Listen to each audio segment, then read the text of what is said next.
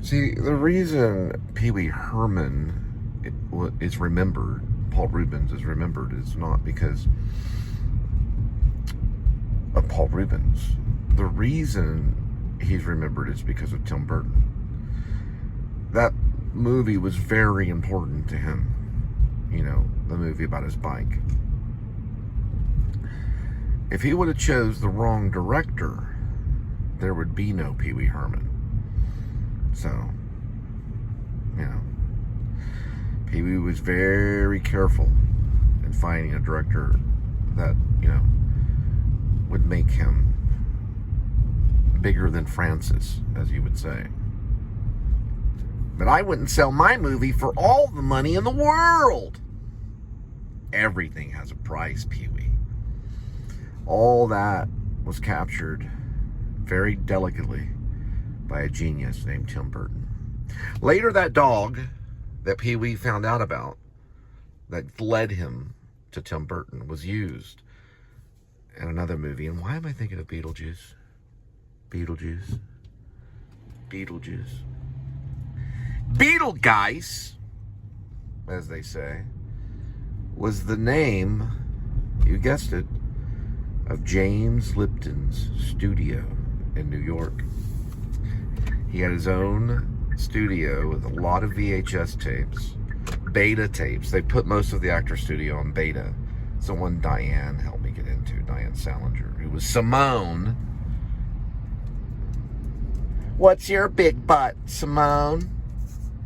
Everybody's got a big butt. That was Simone. That was my teacher.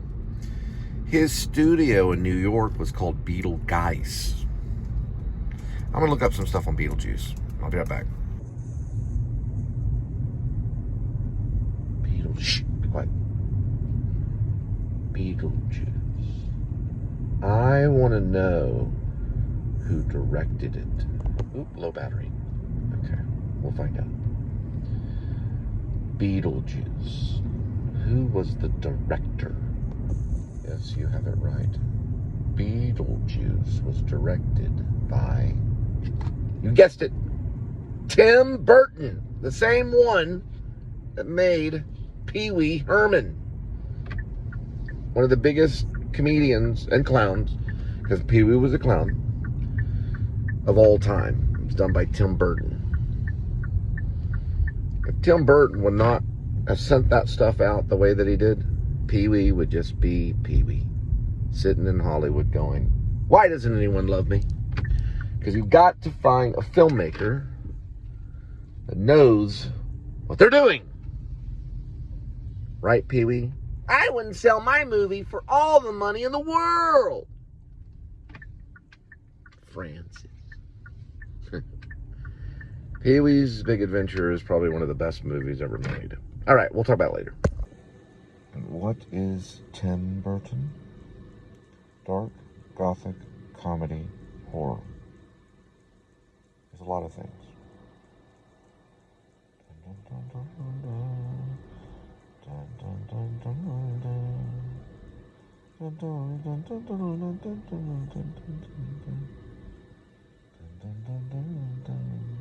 Yeah, the music.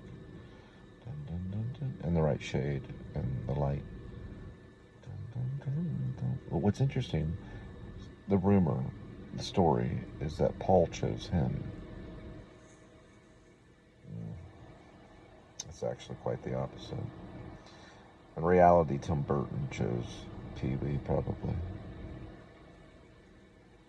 But from Pee Wee's point of view, Paul Reubens said that he chose him. But I chose you.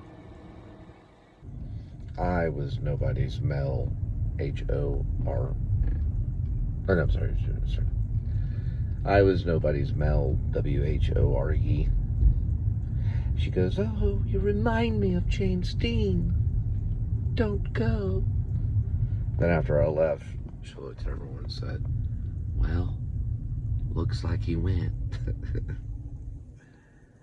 Can't do anything about it now. Oh, I knew I could come back. I'll be back. I'll get your little dog, Toto, too. this time around. Now get your little dog, Toto. I had to swing by somewhere important to make a drop. Thinking about old times when Pee Wee was still around, the group, the Pee Wee Herman group, as they would say, the Tim Burton people. I still like Tim Burton movies. They're still classics, for sure. Alec Baldwin worked with him in Beetlejuice. Michael Keaton got to work with him. Diane Salinger, of course, worked with him. She was Simone. She's big news. He's the biggest thing in Comic-Con, still even today. Everybody loves Pee-wee. Everyone talks about Pee-wee's Big Adventure. I still talk about it. Talk about it all the way to the B-A-N-K. It's one of those Firefly vehicles. Can you see them? You can't really see them. Yeah, you barely can see it right there. They have these little things on top of cars. You just drive around. They just pay you for advertising. But you got to put up with it, and it's hard to go through a car wash. Let's see what's on the classical station, Mr. Burton.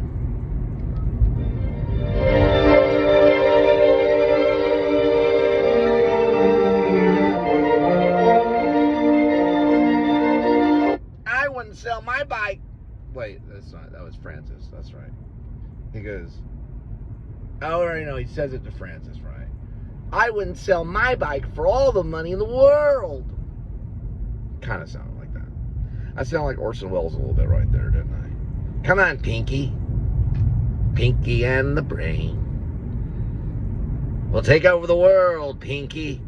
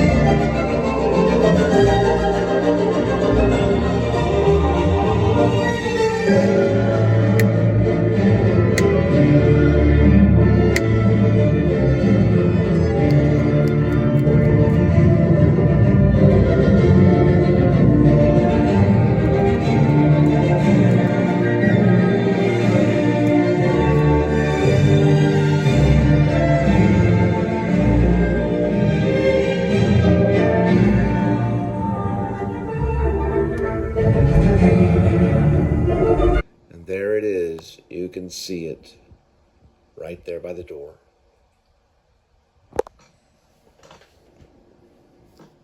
I'm in the editor right now.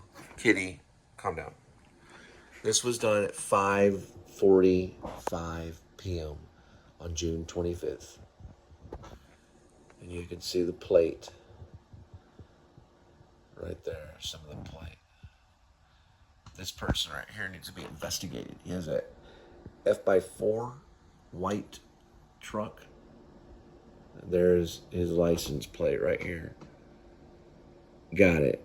It's a, looks like a 5, maybe an 8575. He tried to hack something because of his, how his internet is, or his Wi-Fi. He's able to block. It has like a 19 on it. It's a Ford. License plate's 565 or something. But anyway, I was not able to take a photo of his food on the doorstep, and I was not able to use the app until I drove away about a mile from this guy's house. Investigation will be made. It happened yesterday, June 25th, about 5:45. That guy has to be investigated right there. It's going to be a license plate, whatever that is. There should be enough information. Looks like there's a 15 on it. It's a Ford. It's in the Haltom area, I think. There's his house. Have a good day. Oh, it's Amy the Witch. I saw you by the liquor store the other day as the old lady. It's okay. You're gonna have to get wet food tomorrow, okay? A little more dry food. Sorry, Kitty. Midnight Kitty's eating some of your food. But we're gonna We're gonna learn to share. And that's what you want, right? Share with your friends. Share the food. And then you're already too fat. Look how fat you are right here. Look how fat. Ooh, you don't have to bite. Look how fat he is. Ooh. Okay. I get the point. But you're fat. But you'll lose some of the weight, don't worry. And all the other cats will think you're great. You're not really that fat. You lay around too much. Okay. Say goodnight. Here.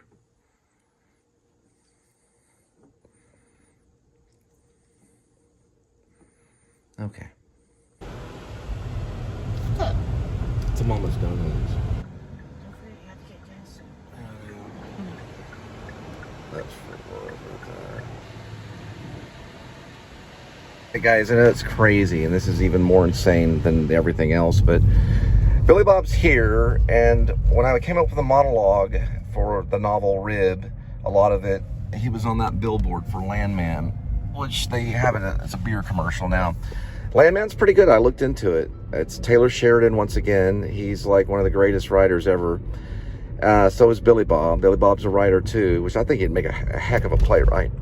But he's a great screenwriter.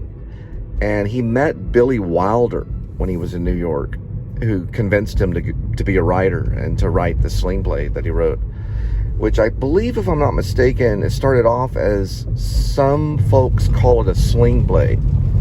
But he's here, and I brought it. It's right back there. I got it in the back seat.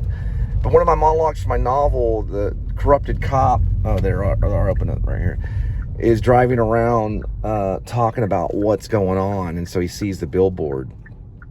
And I hope they're okay with that. We don't know when it'll be done. But the character's name is Daniel Lucius Copex. He's a corrupt cop. And I never thought, Billy Bob's 69 though. He's supposed to be an older character. But he might get passed for 50, 59 or 50. He does look younger. But if I see him, I'll probably offer him the role. I was thinking of Ray Fiennes.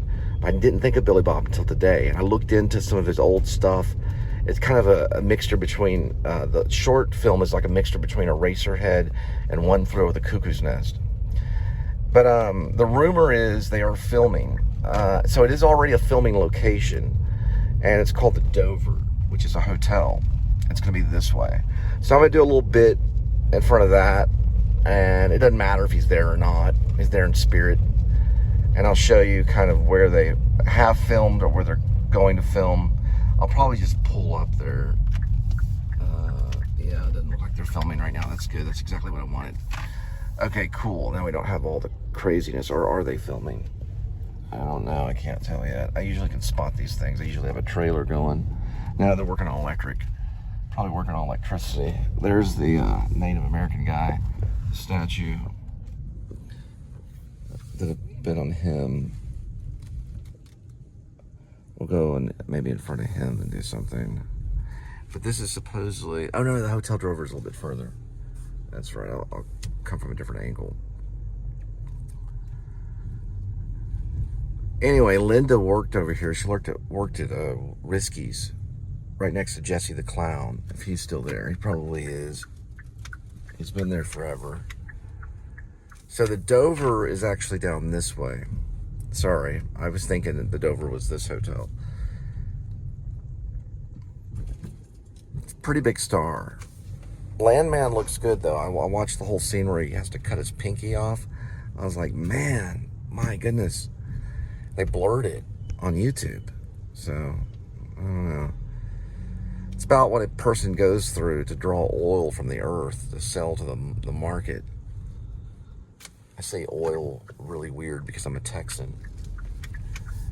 I think this is okay to go this way. If not, I'll just turn around. Hotel Dover's right here. So they probably shot... This is supposed to be the last day of shooting. I might just sneak in there.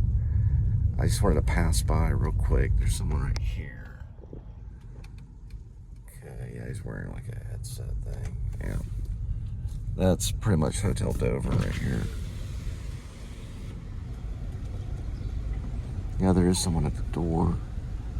Notice how they got it so quiet, though. Yeah, this does not look like a film shoot at all. No, it wouldn't be. They'd have it all blocked off. They'd probably do it intermittently. I gotta do this really quick because I'm on a tight budget.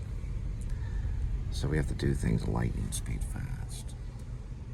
Let me sneak in real quick. Looks like I'm in the right shirt.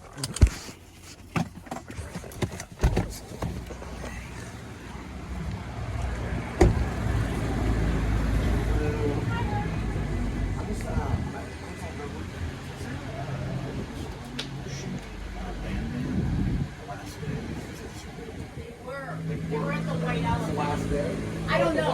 They were at the White Elephant, which is a bar. But that was like yesterday or the day before. So not at the Dover?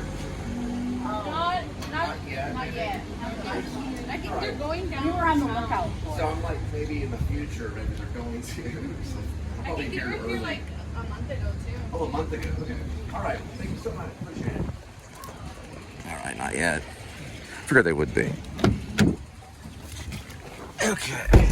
So the rumor was that they were filming there, but according to talk around town, it's the White Elephant. And the White Elephant's right over here. So they said they may film there. It would be tough for them too, though. It's a busy hotel. And this is an alleyway here. So yeah. Guess it's probably a one-way. Yeah, it's a one-way thing. They have a lot of one-way streets around here.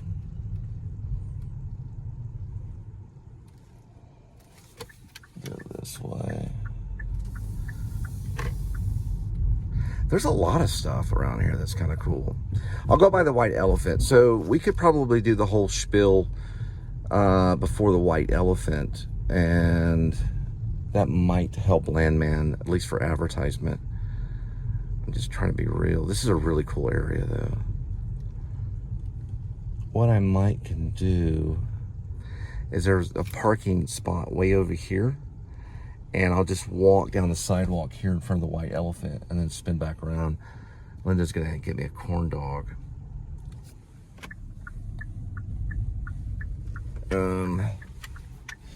Now if I'm wrong, it'd just come off as funny. But we could do a filming location right in front of it.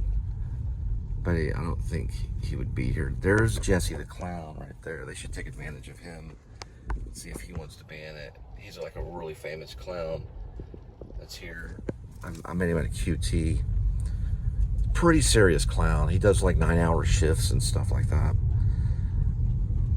We could probably just walk it and just do a little spiel in front of White Elephant and then head back. It would kill about 30 minutes, but Billy's worth it. He's a great guy. I met him at the Actor Studio Drama School. He was a guest teacher. He came in, talked about The Gift. He talked about his life and all his... he has so many eccentricities, like Howard Hughes and stuff. He's a very strange guy, but, you know, to be honest, I think he's pretty straightforward. I didn't see anything that ridiculous other than his costume. It was the way he dressed. It seemed like, you know, for a millionaire, he would have something better than sweatpants to wear at the Actor Studio. No, I don't think they were sweatpants, but they were very comfortable. Back then in the 90s, this was like right after the 90s, 2000, 2001, comfort was a must. So he was dressed very comfortably. But people used to make fun of, he would dress like with a sweat top on or something, or he'd wear like sweatpants.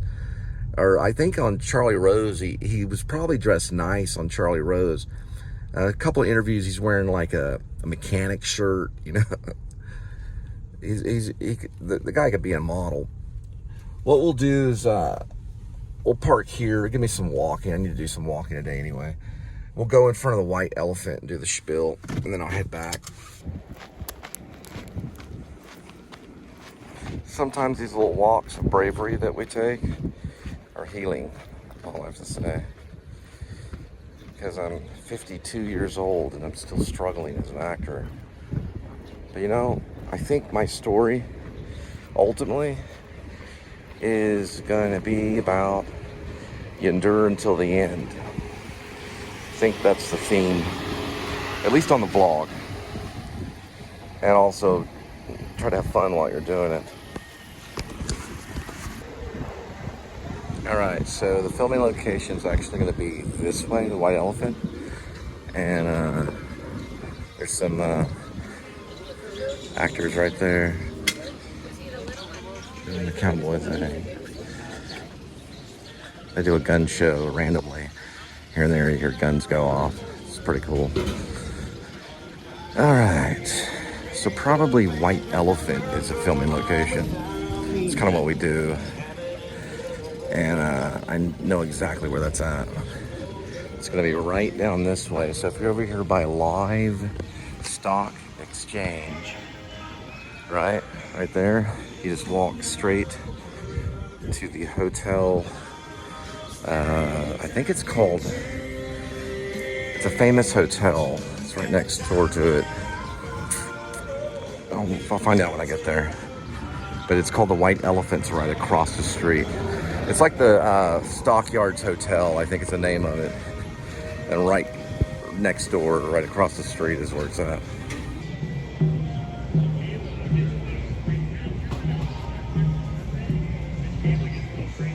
Alright, so to find the filming location, you go to the Stockyards Hotel, and that's where they just filmed Landman, or just a section of it. That's what it is right here. So you're gonna basically go down Exchange right here on North Main Exchange, and just turn. It's 1, 2, 3, maybe 4, or I would say about 3 buildings over. That's a building, second building really, right here. Well, might be a good time to get some biscuits and mustard. I was gonna offer Billy Bob a Sling blade. This one right here. So you give him to sign it. But they already filmed there and they're done and gone. So I wanted to make sure you knew where the filming location was. Alright, we got it. What's really cool about this book is that his photo is on the back of it of actually filming Sling Blade, which was not filmed here. It was done through a different area. But this is the one I was going to get him to sign. He actually wrote and directed this, but it's got the original receipt in it too from Half Price, which I'm pretty proud of.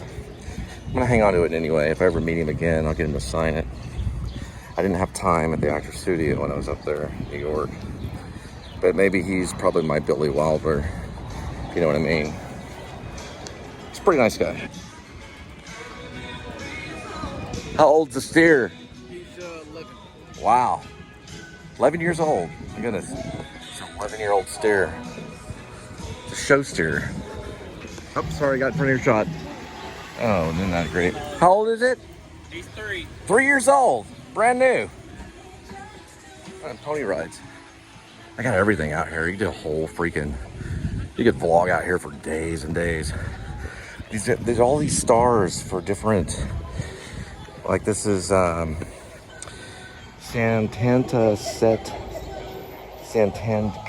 Chief. They're giving these Native American people stars and everything. This is Black Cattle Cheyenne Chief. Black Kettle, sorry. Black Kettle. GP Press Farmer. And John O. Nussbach, German colonist. Edward Tarrant and Chuck DeHaan, the artist.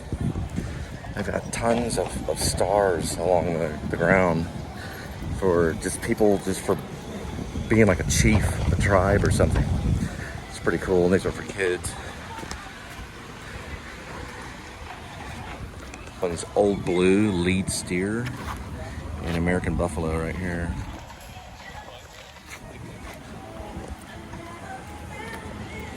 Let's see, this is Ephraim Daggett, the last name, the pioneer, Texas trail fame, Fort Worth Stockyards. This one is John Peter Smith, entrepreneur also of the hospital here in Fort Worth. Been there myself one time, a couple times. And this is B.B. Paddock, entrepreneur. And Palmetto Jane Canary, frontier woman. Pretty amazing. They have a maze here too, and horse riding. It's cattle drive stuff for horseback trail rides, stockyard stables. How's the horseback ride today? It's doing pretty good? Yeah. They do a thing where they sleep on, well, they kind of lift a leg slightly when they sleep. They'll tilt it. It still touches the ground. The lady talked about it. When they rest, they take a heel and they lift it upward. They get time to do that even when they're standing. All right, we're headed back.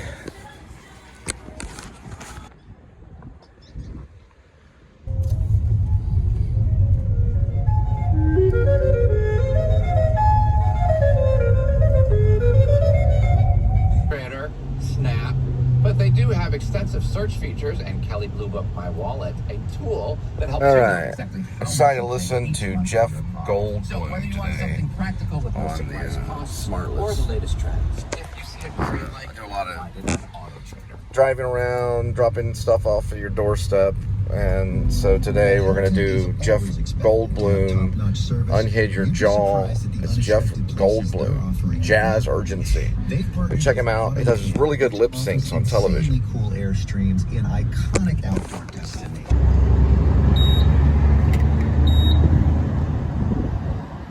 There he goes. Save a nickel.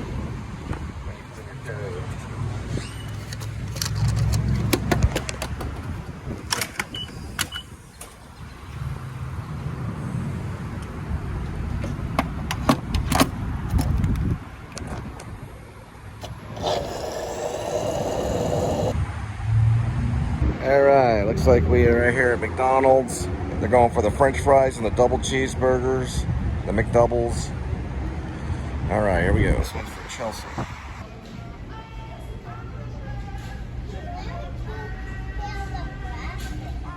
And there's the Trinity Metro powered on demand. Alright, no got any biscuits. And forgotten mustard. I bought all my biscuit, but I got corn dog. And then I got corn dog. Yeah, I'm having this corn dog.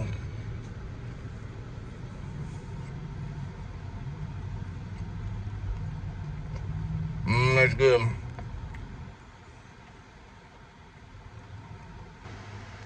Yeah, I got good news. I found me some mustard. Yep. Got me mustard. Thinking about doing Sling Blade Part 2. It's a sequel. He gets out again. He's an older gentleman. And he decides to work for a lawn care company. Because he knows about the Kaiser blade. Some call it a sling blade. I call it a Kaiser blade. I slip up sometimes, I told him. So I got another 20 years. And then I go for that Kaiser blade and help your yard look just fine. Just be sure to have plenty of biscuits and mustard. If you don't, corn dog is fine. I also like taters. Yeah. Apply the mustard, and corn dog. Make sure you show the brand of mustard when you're vlogging. You paint it on there just like paint. Just like that. Put it on there. Take a little bite. Whoop, there comes the law. 2 of them. They're probably corrupt, but who cares? They're doing their job anyway. While the law is corrupt, only Christ. Amen. More mustard and corn dogs. Gotta drop off. That was probably sacrilegious, but God will forgive me. I'm gonna drop off this McDonald's at your doorstep. Real quick on acting, Billy Bob Thornton is probably the most important actor when it comes to learning about acting, because for one thing, I don't think he had an extensive training at all. He is truly a remarkable gift from God to know how to do it. And what he did was the character came first before the words. That can happen. Music can write stuff. He's also a musician. But the character came first. It just came out of nowhere, he said. He looked at himself in the mirror and started making this noise, doing something with his jaw. And that created Sling Blade, the story, which is back there. It's a published book. So he talked it out. And the characters' names, the story, everything came from the acting. Now, Charles Dickens used to do readings like that. Charles Dickens was one of my greatest novelists. And he would do readings in front of people. I don't know if he acted out the characters. He might have a little bit. But Billy Bob, what he was doing was he was physicalizing. He was manifesting his imagination. It's true genius. What it is like you've got David Lynch as a filmmaker. That's true genius, right? You got Billy Bob Thornton, who's an actor, who's true genius, you know? What he did with Carl and Sling Blade is what David Lynch probably did with Eraserhead. You know what I mean? That level of genius. And other actors, they just stop. And they're like, this is acting, right? It's true character. Because it looked nothing like him. You would not recognize him in a million years on those talk shows after he did it, when he got on Conan O'Brien and everything. You wouldn't recognize him in a million years. That's gift. That's a dangerous gift. I don't want to say dangerous. I'm just saying, I'm just amplifying, but it is a, to other actors, is a dangerous gift, because you go against that, you lose. I got to drop off this McDonald's, and listen, probably some of the stuff I do is a mixture, but he truly, he's an autograph that I would keep. You know, I didn't get it, but if I ever do get it, I'd keep it framed. You love it when people spell appointment. I love that. That's what they mean. They mean apartment, appointment. But you know what they mean. You know what I mean? Okay. You know, Billy Bob is one of those, and I do shows about actors. I just talk about them, and I do my work. But he's one of those guys, or one of those actors, I would say. You know, the rumor is also he's a musician, but regardless, he's an artist, and they want to work, you know. And I believe that he earnestly went out there, you know, I gotta get this thing set up, to work, you know. But I also think he probably reserved his right, you know, to be an actor. You never know exactly what a person does to try to get there. But he reserved that right. You know, he went to New York for 10 hours. It's like Adam Driver going to LA for one night. I was only there for 9 months, but I had to create my own show on YouTube, which I'm in the process of doing. It's just interesting, you know. I think he was, you know, kind of picky, you know. He's like, no, I'm just going to act. You know, he made that decision. Wilder, who's a filmmaker, told him, well, why don't you try, you know, writing something, you know? And that's probably where Sling Blade came out. You know, eventually came out of writing, you know. He's also a writer, you know, but he reserved that right, you know. He said, this is what I am, and I'm going to do it.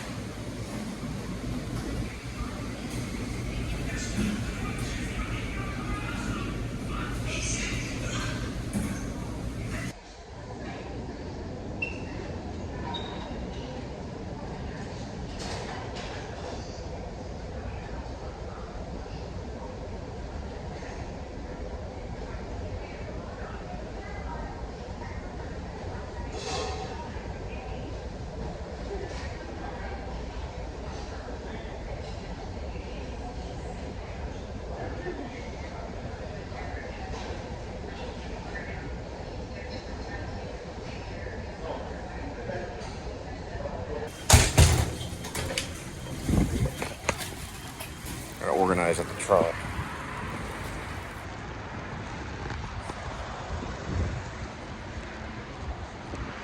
Alright, using this cardboard one to cart this one. I'll tie it off in just a minute. These are good to go. Got the cup holder down there. Everything but the musk. Okay, I'm also going to check the address. This show does come in handy. Now, you can check the address here and then verify it right here. See, 1 and 2. Very important step. You want to make sure those match. All right. So Billy Bob knew where the short film, some folks call it a sling blade, he knew where it would go in the final film, Sling Blade, which I have back there. There was a character in it that was the stepfather of the young boy, who was like 12 years old or so. The past of Carl is he kills, kind of like a stepdad, it's a lover of his mom with the sling blade.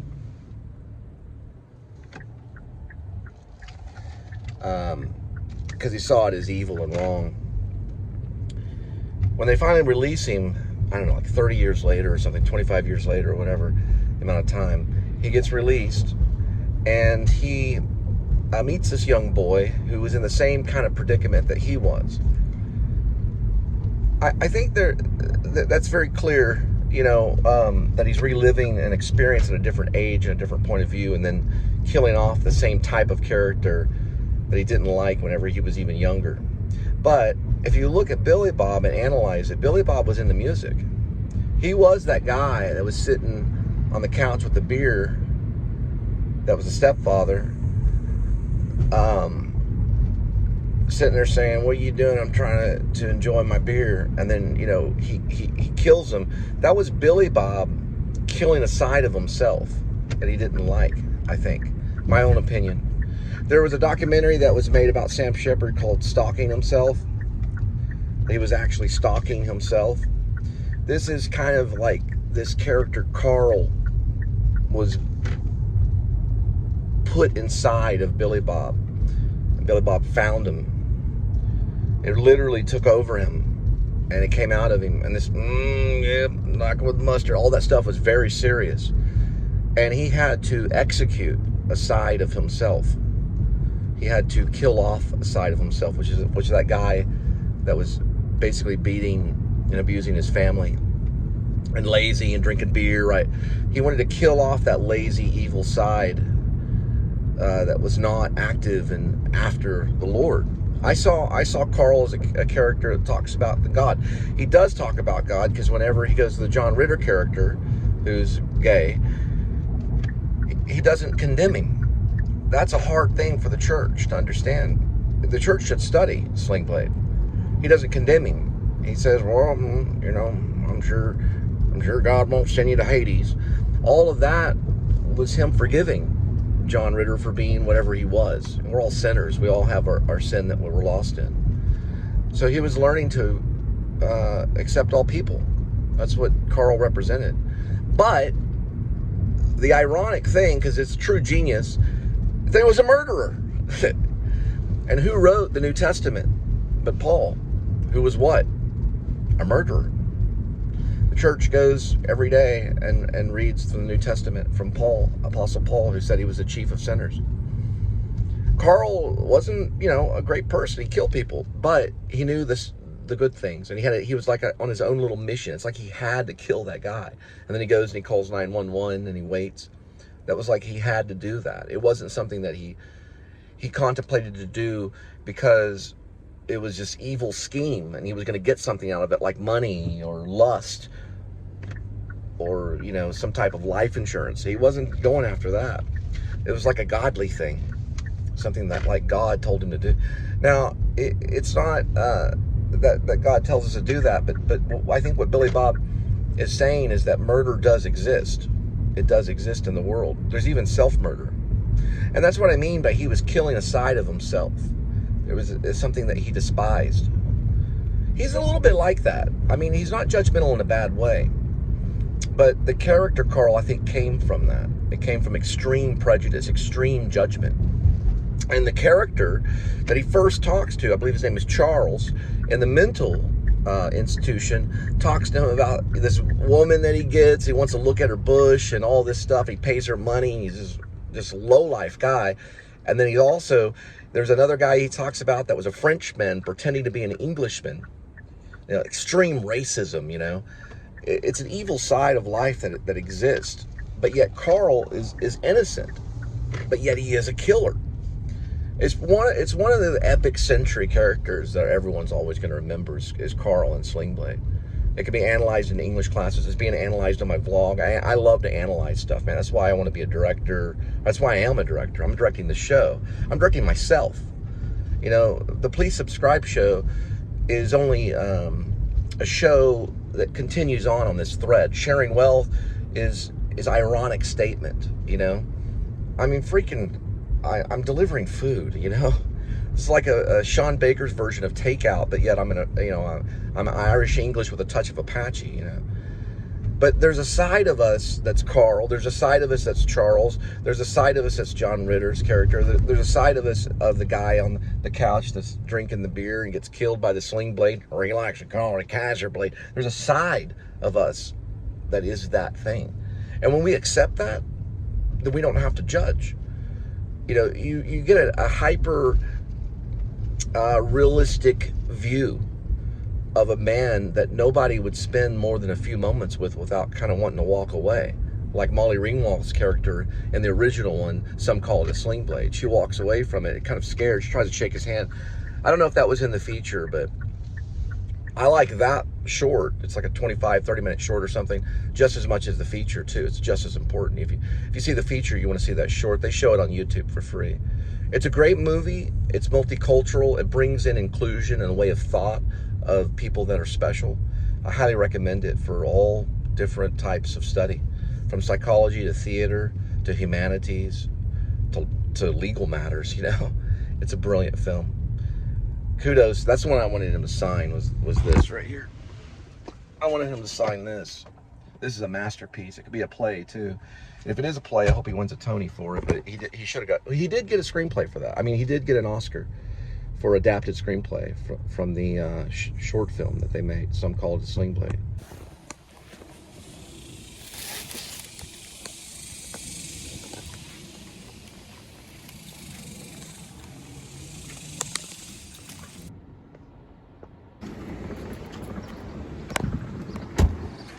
This is like fake cha.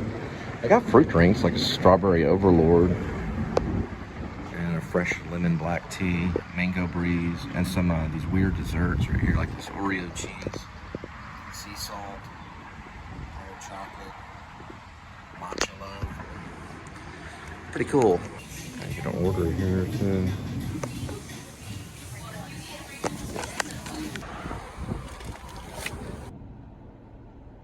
Another thing I want to, sidetrack, I do that a lot, but with Sling Blade, you're dealing with extreme parental abuse, while like in Dead Poet Society, for example, the character that plays Puck in that, and Robin Williams' character tells him that he's truly gifted, that he can be this actor, and he decides to follow that dream. It's a beautiful dream. His father tells him, absolutely not. You have to be this accountant or business person that deals with numbers, and he saw that as like prison and that there was no way out. He wouldn't get help from the family. But that character could have told his parents to F off, opened the door, and walked off to New York and became a great Broadway actor and maybe a movie star, right? But he killed himself because he didn't understand motivation. He didn't understand that he had free will, that he could just do what he wanted to do. In Sling Blade, it's a more complex situation, because for one thing, Carl doesn't kill himself, he kills others. But he wasn't really told a whole lot, but he was kept in a shed out back in a hole, almost like an animal. And he began to talk kind of like a lawnmower and this, and it was like extremely autistic kind of thing, It could have been from parental abuse, or it could have just been he was born that way, and they just didn't want to be around him. They didn't like to look at his eccentricities or whatever. There's a little bit of that in Billy Bob, but the reason why I'm bringing up the parental thing in both movies is because the characters in both movies make completely different decisions. One self-murder, while the other one murders others, right? It's also exploring murder, Sling Blade does. The Sling Blade is the weapon, also known as a Kaiser blade. It's studied in psychology. It's studied in theater, especially theater. It'd make a great play. It was a great screenplay. It's a great movie. I just wanted to throw that out there because I thought about Dead Poet Society and the one protagonist character that makes that decision to end his life. Carl never does. And then what does he do after he murders? Well, he picks up the phone but he has to learn, he has to be taught what to do before he murders. So like I was saying, Billy Bob was killing a side of himself, you know, that guy that wanted to be a rock star, that was lazy and sitting on the couch drinking beer. He wanted to kill that side of himself. And so he does do it with literature, he does do it with the screenplay, he does do it with the movie. But what's interesting about Carl is he has to learn what to do for the next step. So he tells him that he's going to kill him. I aim to kill you with this sling blade. And I think the last man standing is Carl, but in that scene, but the last word from the stepdad is, he says, Carl, you know, like, what are you doing? And then wham, he kills him. But before he does that, he wants to know what to do afterwards. So he asked him, how do you call the police? And that was like a clue. That was, you know, that's where the anticipation begins in that scene, because you know what he's going to do once he asks that question. Why else would he be, you know, wanting to call the police? And then he tells them 911. And it's interesting because that was copyrighted in 1996.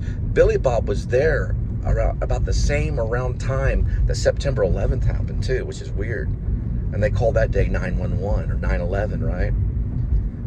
And they also, Billy Bob has talked about prophecy and prophetic. It brings in prophecy. I mean, it really does. His mother was prophetic. Billy Bob's obviously prophetic. Sling Blade proves that. He wrote it about 5 years before 9/11 actually happened. But the words 9/11 is in that screenplay. It is in that movie. The stepfather says, well, I guess you call 911. And he does that after he kills him. Another thing, too. I made a manifesto known as Pretty Dog 9/11. It's a manifesto that's very similar to Dogma 95, which we practice with doing this vlog. It's called Pretty Dog 9/11, and it came after post 9/11, and what it requires is it follows a lot of the same principles that Dogma 95. If you study Dogma 95 in filmmaking, that there's rules and regulations that limits what the filmmaker can do, and that is posted on my previous channel, Pigeon 1. But one thing it does say in Pretty Dog 9/11 is I am allowed to use one movie star, and then everyone else would have to be like an unknowner, which I thought was kind of a good regulation or a good thing to write down, because what it would allow is it would bring forth a bunch of unknown actors into the limelight to make a living as actors if they really want to do it. But it would also be challenging for the director to use a bunch of unknowners working with, of course, a movie star or someone that's famous. So if my vlog actually did take off, you know, and it was like, you know, 1 million subscribers or something, I would still be able to use other people and follow my Pretty Dog 9/11 manifesto. I think it says you can't use robotic arms, right? You can't use like really fancy gimbals. I mean, you can. I can always break the rules, and I have used gimbals before. You can only use lights that are either natural lighting or a light from like a bulb, interior bulb. So then you don't have to go out and buy all these special effect lightings. Natural light is part of the manifesto. You would rather use natural light or just lights that are interior lights that are already there. There's a few rules on it. You can't use a commercially sold book. That's a book that's like, let's say like Stephen King's novel or something. You can't use that. Not a book that's already commercial in the public, because it forces the filmmaker, the director, to be creative and come up with their own story. So it's like original stories only. I think Dogma 95 talks about it in a very specific way, saying that there's no genre films in Dogma 95. It's that kind of thing. It does have rules. I think the rules are up 10 to 11 rules. I think it was 11 because of Pretty Dog 9/11. The original manifesto was called Mi Perros. It meant poor film. Mica. I have to look it up because it's Spanish. And then there was one, there was like, I think 2 manifestos. The Pretty Dog 9/11 was the other one.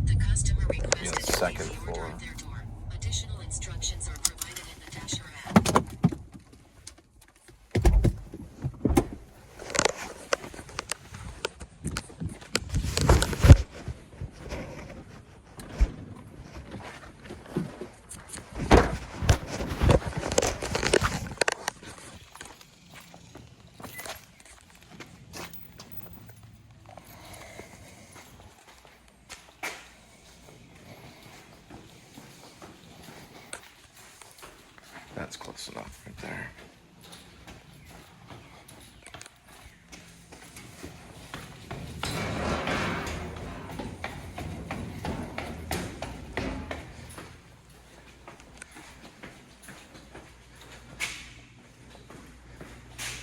Let's cover this one over here. Yep.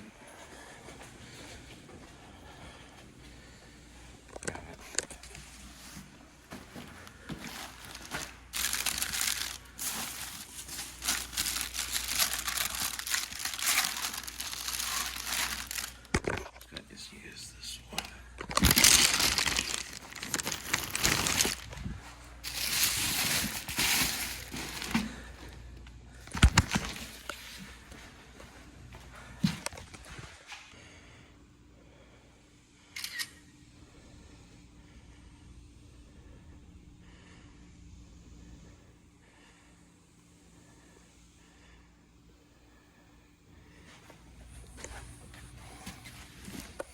Another thing, what I say about actors is ultimately it's a search for self.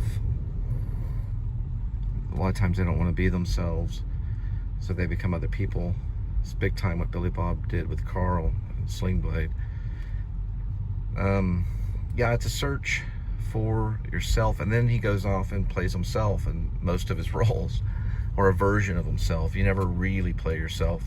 You play a version of yourself usually. They never really see who you are. Really, only God sees who you are. But people at least try to present some type of persona. One guy I talked to about persona and self and identity is a guy named Jim Carrey. He's got a really crazy theory on it all. But anyway, they're golfers, so they're playing the golfers. Are they really golfers? Well, today they are. So they're talking about Tiger Woods every once in a while. Not all the time. But, you know, and they may be talking about other golfers and, you know, celebrating the identity of the golfer, you know. Then later on, they go back to their accounting jobs and they play the identity of the accountant or the car dealership owner, because it wouldn't probably be the car salesman that plays it. It would probably be the owner. Or the screenplay writer that just got, you know, just sold a screenplay. You know, they play these different identities, and it's a search for yourself. Now, aren't they all? The police officer plays the police officer until he goes to church and plain clothing. Then he plays the holy man. You know what I mean? So we're always searching for this person, right? Or this occupation, you could say, because a person has to do something to survive. What did Carl do to survive in Sling Blade? You know, ideally, it'd probably have been in lawn care. You know, somewhere along the line, he'd have to do something. Occupation's part of it too, a search for occupation. And to just occupy the identity of someone, you know, your whole spirit occupying something.